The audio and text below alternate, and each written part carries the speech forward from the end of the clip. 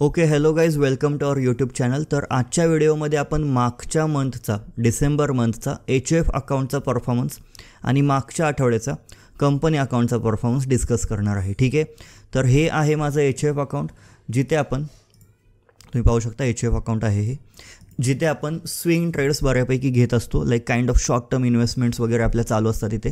आणि सगळ्यात महत्त्वाची गोष्ट म्हणजे ज्यांना पण HUF अकाउंटबद्दल इन्फॉर्मेशन नाही आहे त्यांच्यासाठी शॉर्टमध्ये सांगतो, हिंदू अनडिवायडेड फॅमिली ही एक कन्सेप्ट असते ज्याच्या अंडर तुम्हाला एक सेपरेट पॅन कार्ड येतं आणि त्या सेपरेट पॅन कार्डचा यूज करून तुम्ही डीमॅट अकाउंट, बँक अकाउंट्स अशा बऱ्याचशा गोष्टी तुम्ही तिथे ओपन करू शकता. ठीक आहे, एक छोटासा फॅमिली बिझनेससुद्धा तुम्ही तिथे दाखवू शकता. ठीक आहे, त्याचे बेनिफिट्स बरेच असतात, लाईक की टॅक्स बेनिफिट असतो. IPOला तुम्ही 2 ॲप्लिकेशन करू शकता एकाच पॅन कार्डवरून. ठीक आहे, असे बरेच बेनिफिट्स असतात. त्यावरती मी एक डिटेल्ड व्हिडिओ नंतर बनवेन जर तुम्हाला हवं असेल तर. नाहीतर तुम्ही तुमच्या CAला कन्सल्ट करा की काय असतं HUF अकाउंट, त्याचे काय बेनिफिट्स आहेत वगैरे, तुम्ही ते काढू शकता का.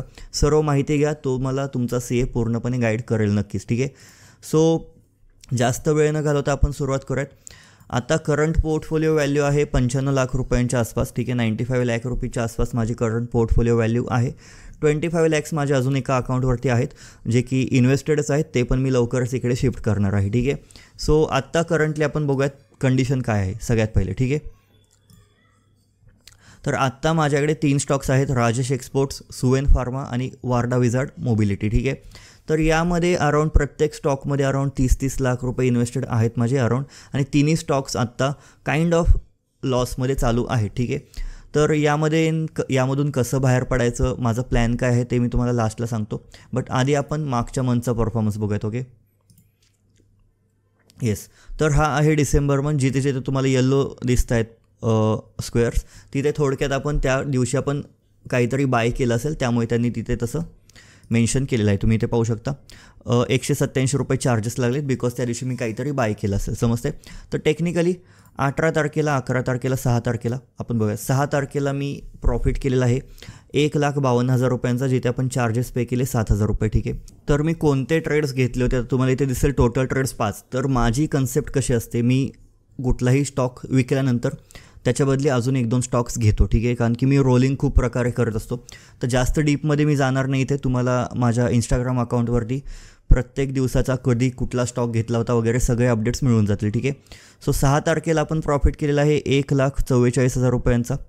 7 तारखेला आपण प्रॉफिट केलेला आहे 1,19,000 रुपयांचा. 11 तारखेला आपण प्रॉफिट केलेला आहे 1,96,000 रुपयांचा.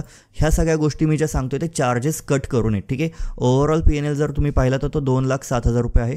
चार्जेस कट केल्यानंतर आपल्याकडे 1.96 लाख रुपये शिल्लक आहेत.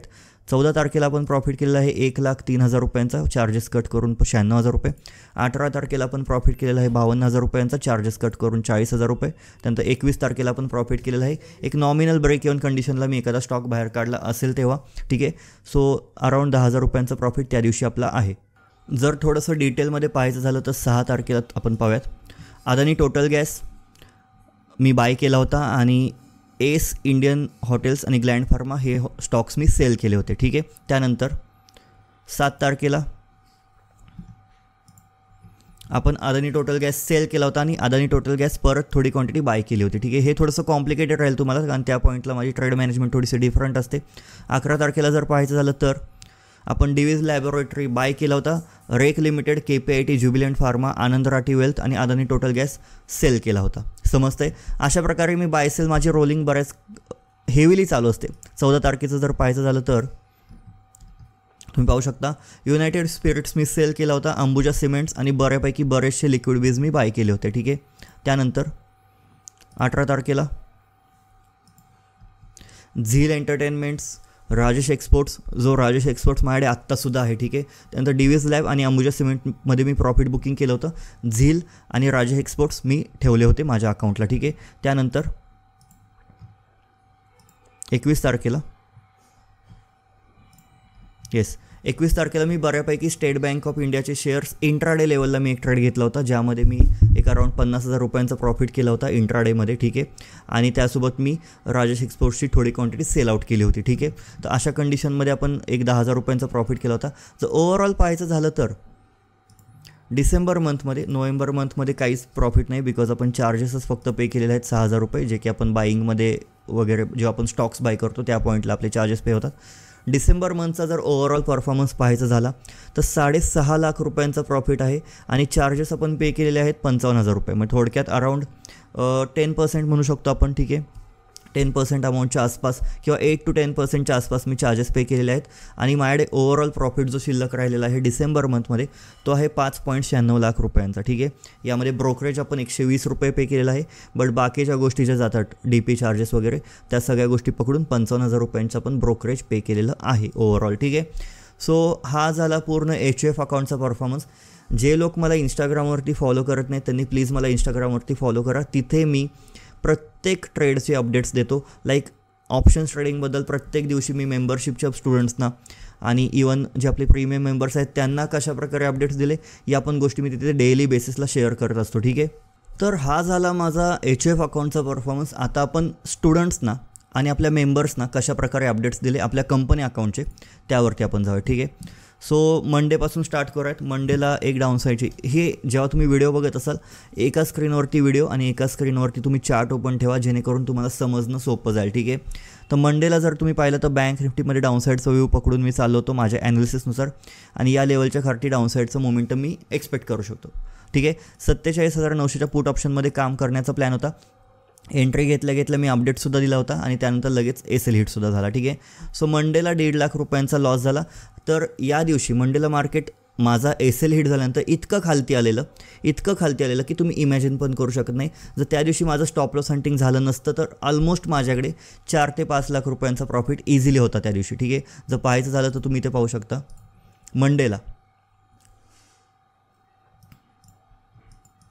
येस, हा मंडे आहे आणि इथे माझं स्टॉप लॉस हंटिंग या पॉईंटला होऊन मार्केट खूप खालती आलं होतं. तुम्ही पाहू शकता खूप खालती आलं होतं. ठीक आहे, त्यानंतर दुसरा दिवस ट्यूसडेला एंट्री घेतल्या मी अपडेट दिला होता. 47,900च्या कॉल ऑप्शनमध्ये मी काम करत होतो आणि व्यू बुलिश होता आणि त्यानंतर लगेच एक आपल्या साईडने मोमेंटम पाहायला मिळाला आणि kind of 30 points 40 points capture केल्यानंतर मी ट्रेलिंग SL ट्रेल करायला सुरुवात करा किंवा प्रॉफिट बुक करा असा अपडेट दिला आपल्या स्टुडंट्सना.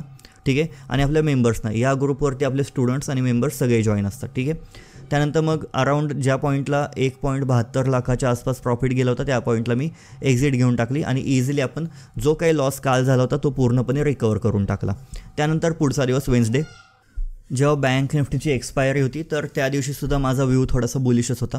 एक इम्पॉर्टंट लेवल मी आयडेंटिफाय करून आपल्या स्टुडंट्स आणि मेंबर्ससोबत शेअर केली होती की या लेवलनंतर बँक निफ्टीमध्ये व्ह्यू जो आहे तो बुलिश आहे. ठीक आहे, आणि त्यानंतर 47,300चा कॉल ऑप्शनमध्ये आपण काम करण्याचा प्लॅन करतो आहे. एंट्री झाल्या मी अपडेट दिला होता. थोडीशी अर्ली एंट्री घेतली होती आणि रिस्क मॅनेजमेंट फॉलो करा असं मी त्यांना गाईड केलं होतं. ठीक आहे, बिकॉज त्या दिवशी एक्सपायर होती. नॉर्मली एक्सपायरीच्या दिवशी लोक काय करतात की खूप जास्त हेवीली क्वांटिटी बिल्ड करतात. म्हणजे थोडक्यात जर रिस्क मॅनेजमेंटप्रमाणे त्यांनी 1 किंवा 2 लॉटने काम करायला पाहिजे तर ते त्या ठिकाणी 10 किंवा 15 लॉट घेतात आणि मग मोठा लॉस होतो आणि मग त्यानंतर मार्केटला ब्लेम करतात वगैरे बऱ्याच गोष्टी होतात. तुम्हाला सगळ्यांना माहिती आहेत त्या. ठीक आहे, तर एंट्री घेतल्या अपडेट दिला होता. त्यानंतर अराऊंड 30 ते 40 पॉईंट्स कॅप्चर केल्यानंतर आपण ट्रेलिंगचा अपडेट दिला आणि प्रॉफिट बुकिंग ज्यांना हा ऑप्शन राहतो तुमच्यासमोर. ठीक आहे, जर तुम्हाला प्रॉफिट बुक करायचं असेल तुम्ही करू शकता. जर तुम्हाला स्टॉप लॉस ट्रेल करायचं असेल तुम्ही करू शकता. ठीक आहे, मी माझा स्टॉप लॉस ट्रेल केला होता आणि त्यानंतर मार्केटमध्ये 2 लाखच्या वरती प्रॉफिट गेल्यानंतर मी प्रॉफिट बुक करून टाकला. ठीक आहे, त्यानंतर थर्सडे.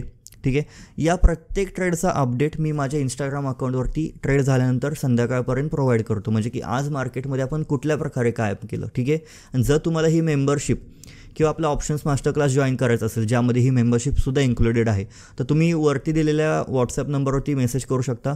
आपली टीम तुम्हाला पूर्णपणे गाईड करेल. ओके, तर थर्सडेला आपलं काय झालं. थर्सडेला जर तुम्ही पाहिलं तर डाऊन साईडचा मोमेंटम होता. 47,400च्या पुट ऑप्शनमध्ये काम करण्याचा प्लॅन करा. लेवल प्रोव्हाइड करून ठेवली होती. लेवल ब्रेक झाल्या एंट्री बनवण्याचा प्लॅन असतो.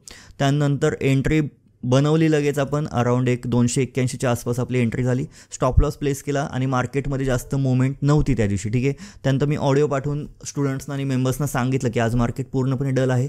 जास्त मोठा मूव तुम्ही एक्सपेक्ट करू नका. छोटा प्रॉफिट छोटा लॉस और ब्रेक ऑन कंडिशन घेऊन तुम्ही बाहेर पडा. ठीक आहे, त्यानंतर अराऊंड ब्रेक ऑन कंडिशन घेऊन म्हणजे 30-40 हजार रुपयांचा प्रॉफिट घेऊन त्या दिवशी मी बाहेर पडलो. त्यानंतर फ्रायडेचा दिवस. फ्रायडेच्या दिवशीसुद्धा मार्केटमध्ये थोडासा सॅडच मोमेंटम जाणवत होता.